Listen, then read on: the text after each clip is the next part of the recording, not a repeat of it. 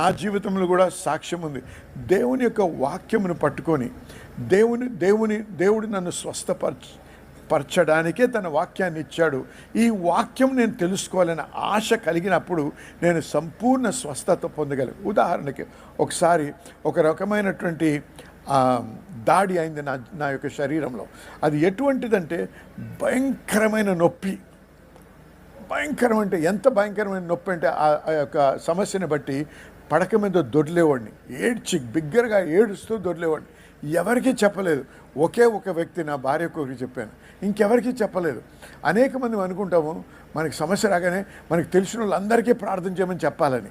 ప్రార్థన చెప్పాలని నిజమే, కానీ వాడు నన్ను నిజంగా ప్రేమిస్తున్నాడో నాకు తెలియదు. నాకు బాధలో ఉన్నప్పుడు అయ్యో అని దుఃఖించుంటూ వేషం వేస్తున్నాడేమో, నిజంగా నేను బాధపడుతుంటే వాడు సంతోషిస్తున్నాడు నాకు తెలియదు. వాడి విశ్వాసము నా విశ్వాసము జతపరిచి ఏకీభవిస్తున్నామో లేదో కూడా అనుమానం. అందుకే అందరికీ చెప్పడం నాకు ఇష్టం లేదు. నేనేమన్నా, ప్రభువా నీవు నన్ను స్వస్థపరిచే యెహోవావి. హల్లెలూయా, హల్లెలూయా. నేను స్వస్థపరిచే యెహోవా అని అన్నాడు దేవుడు. ఆమేన్, ఆమేన్. నా దేవుడు, చెప్పండి, నా దేవుడు నన్ను స్వస్థపరిచేవాడు. హల్లెలూయా, హల్లెలూయా. నా దేవుడు నన్ను ఈ రోజు ఈ సమయంలో స్వస్థపరచుచున్నాడు. నాకు విడుదలను అనుగ్రహిస్తున్నాడు. అది నమ్మాలి. ఏదో చిలక పలికినట్టు పలకడం కాదు, కానీ మనం నమ్మాలి. అంటే మనం పలుకుతున్న మాటలో శక్తి ఉందని. ఎందుకంటే మనం ఏం పలుకుతున్నాం?